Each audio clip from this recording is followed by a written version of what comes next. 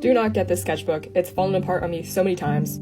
This is the Artist Loft hardcover watercolor book, and it's worked for me for a few months until this happened.